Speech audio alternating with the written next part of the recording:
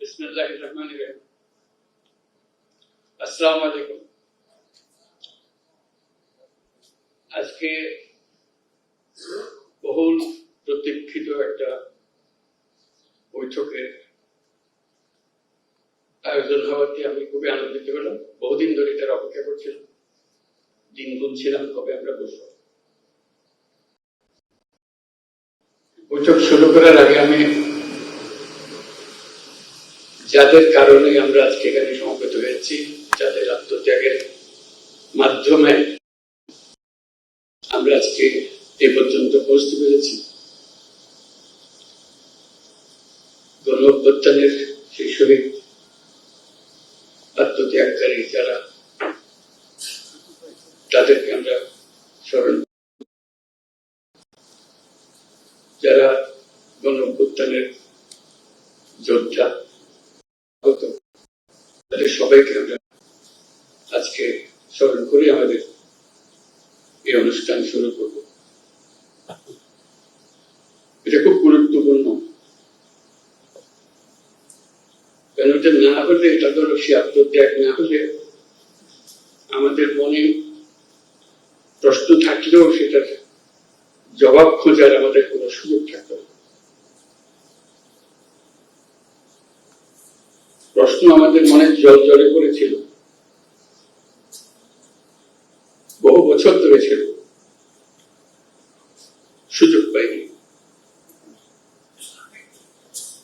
এই অসংখ্য ছাত্র জনতার ত্যাগের বিনিময়ে আমরা সে সুযোগটা পেয়েছি। আমাদের প্রতিজ্ঞা হলো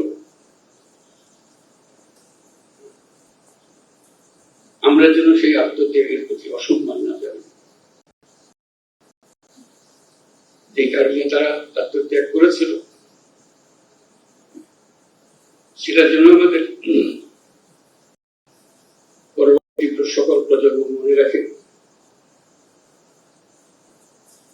তাদের আত্মত্যাগকে স্মরণ করে তাদের আত্মত্যাগকে সার্থক করার জন্য আমরা সবাই মিলে, যারা সুযোগ পেয়েছি, তারা সবাই মিলে সব রকম চেষ্টা করব তাদের সেই স্বপ্ন যেন বাস্তবায়ন করতে পারে। সেটা দিয়ে আমাদের আজকের যাত্রা করতে, এই কারণে আমরা আজকে এখানে এসেছি। অন্তর্বর্তীকালীন সরকারের 6 মাস পার হয়ে গেল,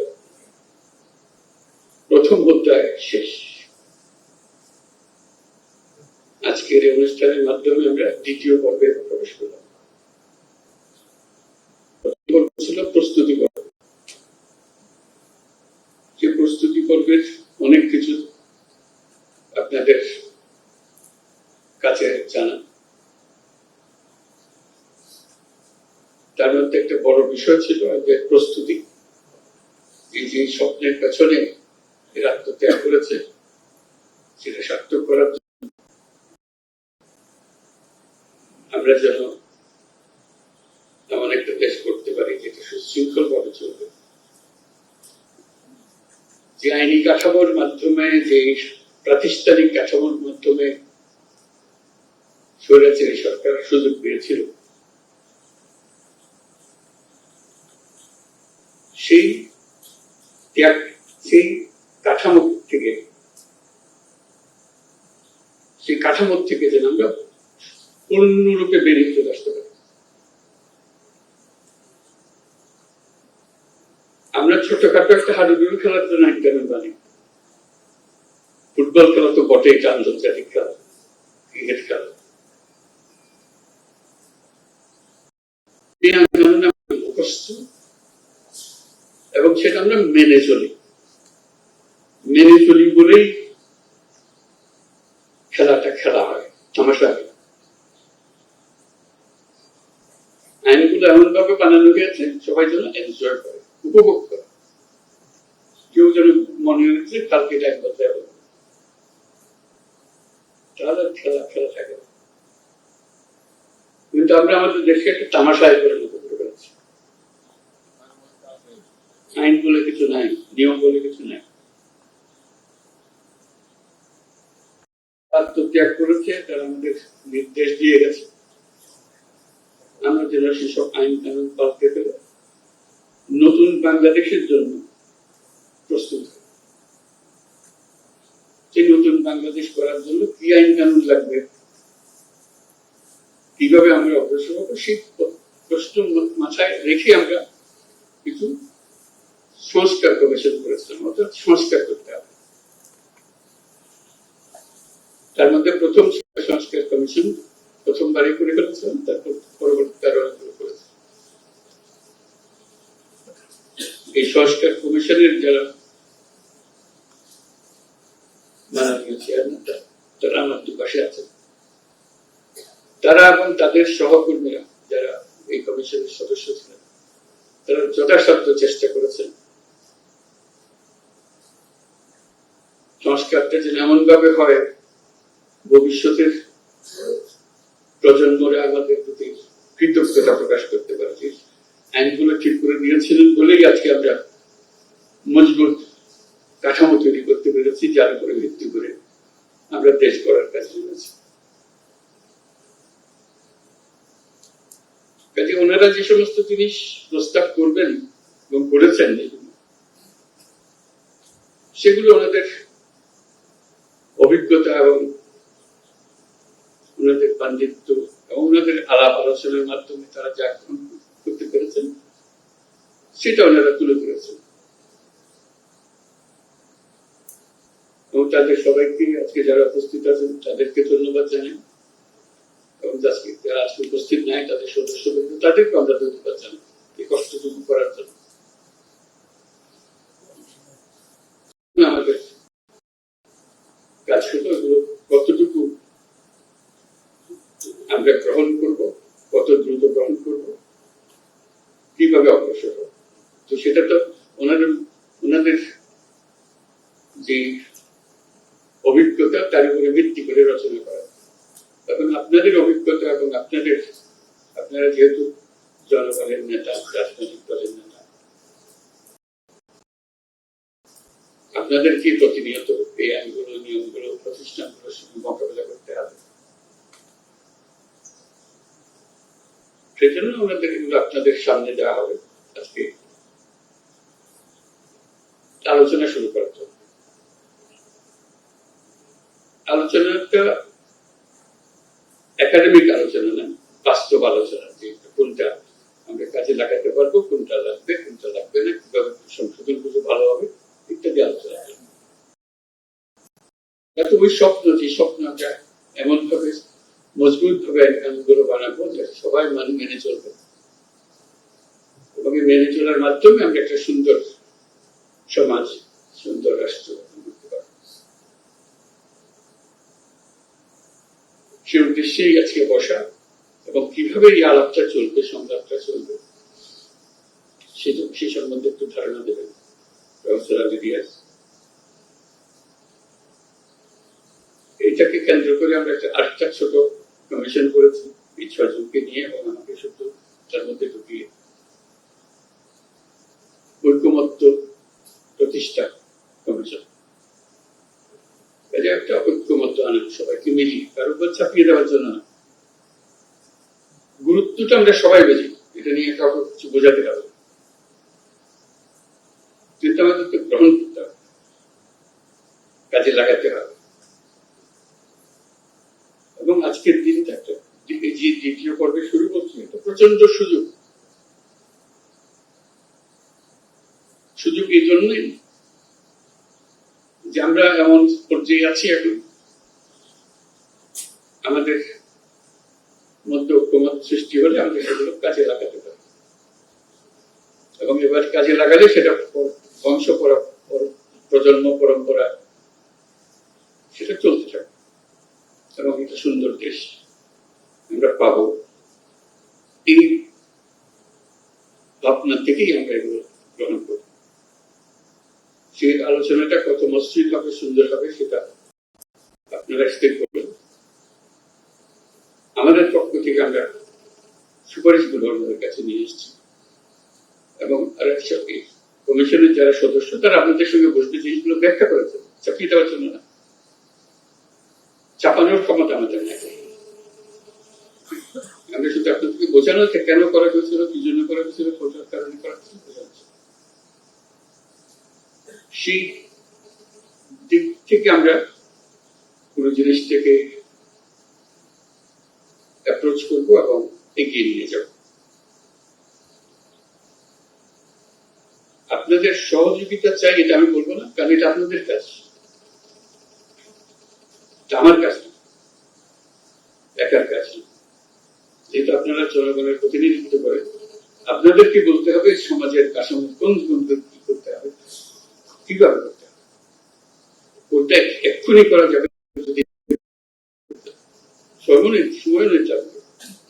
কিছু সামান্য রদবদল থাকলে এখানে বলবেন এখানে একটু রদবদল করলে কিন্তু সুন্দর হয়ে যাবে, আপনাদের ইচ্ছা। আমরা শুধু সাচিবিক কাজগুলো আপনাদের করে দিলাম, আপনাদের সহায়তা দেব ব্যাখ্যা করার জন্য, ব্যাখ্যা দেওয়ার জন্য। এই 6 মাস, যে 6 মাসের কথা বললাম,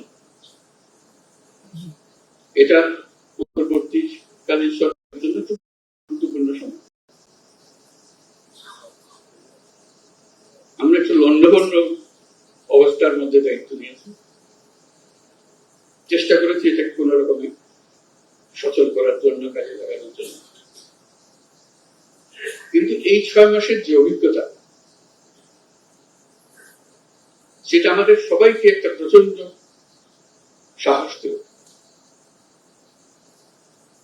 এই 6 মাসের অভিজ্ঞতা হলো আমাদের দলমত নির্বিশেষে সাধারণ মানুষ সহ, রাজনৈতিক ব্যক্তি সহ, রাজনৈতিক নেতৃত্ব সহ সবাই যে সমর্থন দিয়েছে এই অন্তর্বর্তীকালীন সময়, এটা বোল্ড লেটারে লেখা থাকবে যে সমর্থন আমরা করতে পারি, একত্র হতে পারি। আমাদের মধ্যে অনেক তর্ক বিতর্ক করা, দূরত্ব সৃষ্টি করার হয়তো প্রবণতা আছে, কিন্তু এই একটি জায়গায় আমরা এখন এক আছি এবং আগামীতে আমরা এক থাকবো, সে বিশ্বাস আমার আছে। এইটা যদি ঠিক থাকে, যেভাবে আমরা প্রথম অধ্যায় আমরা শেষ করলাম, দ্বিতীয় অধ্যায়ে যদি আমরা ঠিক রাখতে পারি, তৃতীয় অধ্যায়ের জন্য আমাদের কোনো চিন্তা নেই, আমরা নিশ্চয়ই নতুন বাংলাদেশ রাখতে পারবো। একটা জিনিস আমাদেরকে পরিষ্কার থাকতে হবে, এটা একটা মস্ত বড় শক্তি। প্রথম অধ্যায় যেভাবে আমরা কাটালাম, এবং এই কাটানোর মধ্যে যে সমস্ত শক্তি আমাদেরকে ব্যাহত করার চেষ্টা করেছে, আমাদেরকে কুণ্ডল করে দেওয়ার চেষ্টা করেছে, তাদেরকে সুন্দরভাবে সবাই মিলে মোকাবেলা করতে পেরেছে। দ্বিতীয় পর্ব এই হাঙ্গামা হবে, কারণ যাদেরকে বাংলাদেশের মানুষ তাড়িয়ে দিয়েছে, অস্বীকার করেছে, তাদেরকে ত্যাগ করেছে, তারা ফিরে আসার জন্য অত্যন্ত ব্যাপক। প্রতিদিন তাদের জন্য মূল্যবান দিন, দেরি হলে তাদের জন্য অসুবিধা। সেজন্য আমাদেরকে শক্ত থাকতে হবে, মজবুত থাকতে হবে, এবং আমরা যেগুলো আলাপ করছি সেগুলো মতভেদ থাকবে, কিন্তু আমরা এর অর্থ নয় যে আমরা একত্র নই, আমরা একত্রে থাকবো। এদিক প্রথম পর্বের আরেকটা অভিজ্ঞতা হল একই সঙ্গে এই যে আপনাদের সমর্থন, জনগণের সমর্থন ছাড়া আন্তর্জাতিক বিশ্বের সমর্থন। আপনারা হয়তো লক্ষ্য করেন সারা পৃথিবী জুড়ে আমাদের প্রতি একটা বড় রকমের সমর্থন গড়ে উঠেছে, যে কারণে অপর পক্ষ সুবিধা করতে হচ্ছে, পদে পদে ব্যাহত হচ্ছে। যেখানে যাই বহু গল্প রচনা করেছে, গল্প টিকে পারতেছে, শেষ মিস্টার ট্রাম্পের হাতেই আবার সে গল্প চালাতে পারল না। যত ছোট রাষ্ট্র, বড় রাষ্ট্র, ধনী রাষ্ট্র, মাঝারি রাষ্ট্র, সবাই আমাদের পক্ষে সমর্থন দিয়েছে। কেউ কোন রকম দ্বিধাগ্রস্ত হয়। তাদের ভাষা শুনলে আমাদের কাছে অবাক হয়। আমরা যখন তাদের সঙ্গে কথা বলতে বসি, বিস্তারিত জানার আগে প্রথমে বলে কি লাগবে বল, আমরা আছি। এর চেয়ে পরিষ্কারভাবে কথা বলা এটা রাষ্ট্রের প্রধান বা প্রধান নির্বাহী আর কি হবে।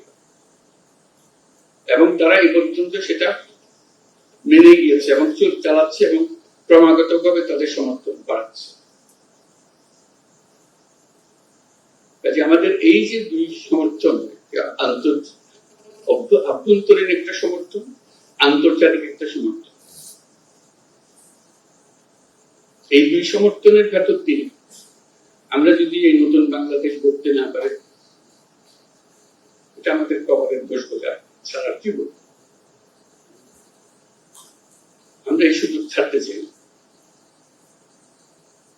আন্তর্জাতিক মহলও আমাদেরকে জিজ্ঞেস করে, তোমাদের অর্থনৈতিক দিক থেকে আমরা সাহায্য করতে পারি, কিন্তু সংস্কারের ব্যাপারে তো আমরা সাহায্য করতে পারবো না, তোমাদের কি করতে হবে।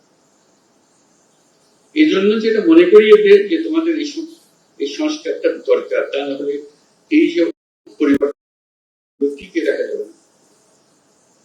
আবার কয়দিন পরে আরেক মহাক্ষমতার সাথে একজন একদিকে এগিয়ে যাবে, দণ্ডবন্ধ করে দেবে। আমাদের যতজন আন্তর্জাতিক মহলের সমর্থন এবং সহায়তা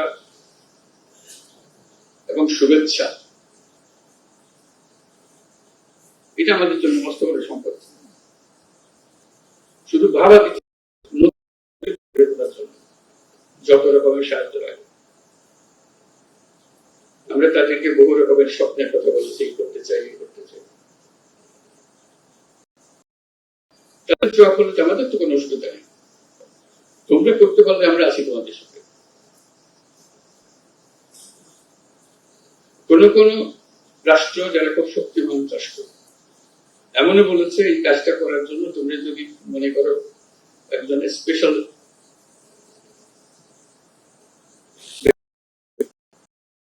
দেওয়া, যে আমাদের পক্ষ থেকে তোমাদের সঙ্গে যোগাযোগ রাখবে যাতে করে তোমাদের কোনো অসুবিধা না হয়। শুধু সমর্থন না, সমর্থনটা কাজে লাগানোর জন্য আয়োজনটা করে দিচ্ছে। কাজে এই প্রেক্ষিতে আমরা এই কাজে নামছি, দ্বিতীয় অধ্যায়ে নামছি।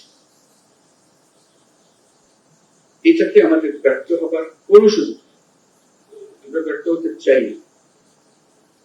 নানা জনের নানা মতামত থাকবে, তা তো বটে, সেটিও তো সমাজ। এরা সমস্ত জিনিস বিবেচনা করে, দেশের অভিজ্ঞতা বিদেশের অভিজ্ঞতা বিবেচনা করে এটা সুপারিশ মেলা তৈরি করে নিয়েছে। মূল্যবান সম্পদ, এই সম্পদ বাংলাদেশের ইতিহাসে রক্ষিত হবে, যেটা এই সুপারিশ করেছে। বাস্তবায়ন করবো, তাদের জন্য আপনারা নির্দেশনা দেবেন যে এইগুলো করে, এইভাবে সবাই মিলে। এটা একার বাংলাদেশ নিয়ে সবার জন্য। আপনারাও সবার সঙ্গে পরামর্শ করেন কোনটা এই যে নীতিমালা আইন কানুন বানিয়ে দেবো ক্রিকেট খেলার মতো, একবার বানিয়ে দিলে এটা মতি চলতে, এটা একটা ট্রান্সপারেন্ট জিনিস।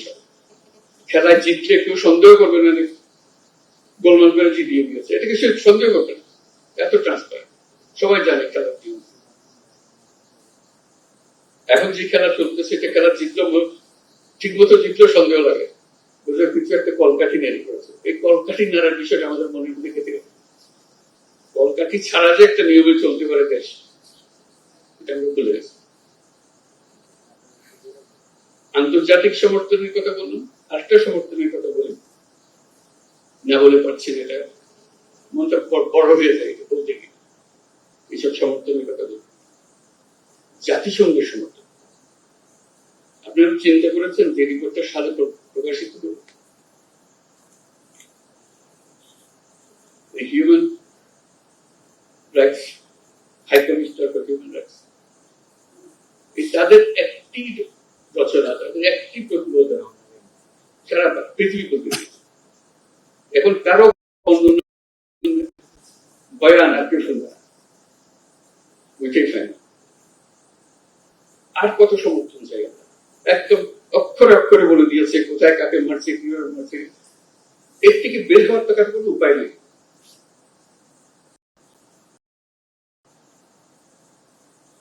বাংলাদেশকে ঘিরে যে অপপ্রচার চলছিল, এক প্রতিবেদনই সমস্ত সমাপ্ত। বলতে পারবে কিন্তু কোনো আওয়াজ বেরোবে না।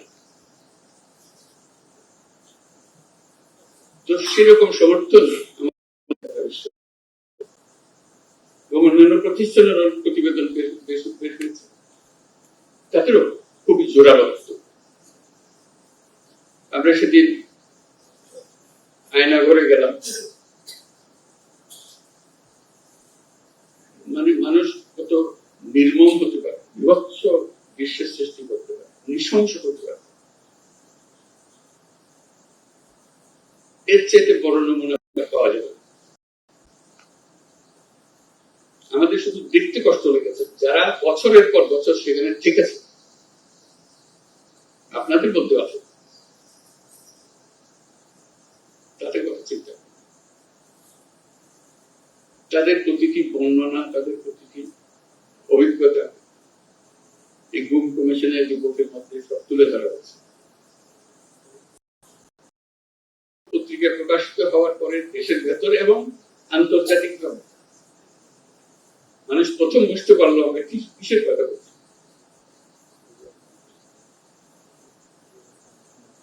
আমরা কোথা থেকে এসেছি। কাজে আমাদের প্রথম পর্বের এই সম্পদ নিয়ে আমরা দ্বিতীয় পর্বে আসলাম। দ্বিতীয় পর্বের সমাপ্তিতেও যেন আমরা উৎসাহ বোধ করি যে হ্যাঁ, আমরা আনন্দ বোধ করি যে আমরা আমাদের যে দায়িত্ব দেওয়া হয়েছিল আমরা সুন্দরভাবে খুব খুশি মুখে সেটা সম্পন্ন করতে পেরেছি। নতুন বাংলাদেশের জন্য এখন তৈরি,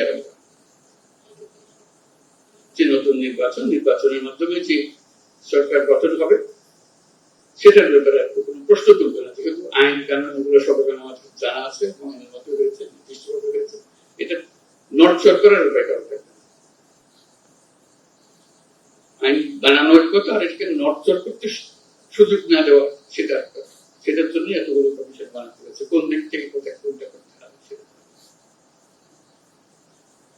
আজকে আমাদের সেই দ্বিতীয় পর্ব শুরু। আপনারাই এই দ্বিতীয় পর্ব স্রষ্টা, আপনারাই এগুলো জাতির সামনে নিয়ে আসবেন। আপনাদের সঙ্গে সহযোগিতা করার জন্য আমরা কমিশনের মেম্বার ওনারা নিয়োজিত থাকবেন, যাতে করে আলাপ আলোচনা করে দ্রুত আলোচনা করার বিষয় না, দ্রুততম সময়ের মধ্যে আমরা যাতে কিছু সিদ্ধান্ত করে নিয়ে কাজে নিয়োজিত করি, কোনটা কখন করবো সেগুলো নিয়ে আসতে পারি। আমাদের এই দ্বিতীয় পর্বের শুভ সূচনা কামনা করে আমি আমার শেষ করছি। আপনাদের সবারই এই কাজের উৎসাহ সহকারে দায়িত্ব একটা দিয়েছে সেজন্য না, আপনি ইতিহাসের একটা বড় গুরুত্বপূর্ণ ভূমিকা পালন করতে যাচ্ছেন। আল্লাহ মেহরবানি করে আপনাকে সুযোগ দিয়েছে, সেই সুযোগটা পালন করার জন্য, দায়িত্বটা পালন করার জন্য, আল্লাহর মেহরবানির প্রতি শুকরিয়া আদায় করার জন্য। যে একটা নির্বাচন সাধারণভাবে হলে একটা সময়ের জন্য আমি জনগণের উপকার করতে পারি, অপকারও করতে পারি, কিন্তু কিন্তু একটা সময়ের ব্যাপার না। এটা যদি আমরা ঠিক মতো করি, বাংলাদেশ জাতি হিসেবে যতদিন টিকে থাকে ততদিনের জন্য সেই অবদানটা রেখে গেল, সেটার জন্য আমরা সঠিকভাবে আল্লাহ আমাদেরকে সেই ক্ষমতা, সেই সামর্থ্য দেব। আপনাদের আজকে সবাই আসার জন্য, এই অনুষ্ঠানে অংশগ্রহণ করার জন্য ধন্যবাদ জানাচ্ছি। এবং আমরা শুনবো এখানে কিভাবে হবে, আলোচনাটা কিভাবে এগিয়ে নিয়ে যাওয়া হবে সেগুলো আমরা শুনবো, তারপর আস্তে আস্তে কাজে নিয়ে যাবো। সবাইকে ধন্যবাদ।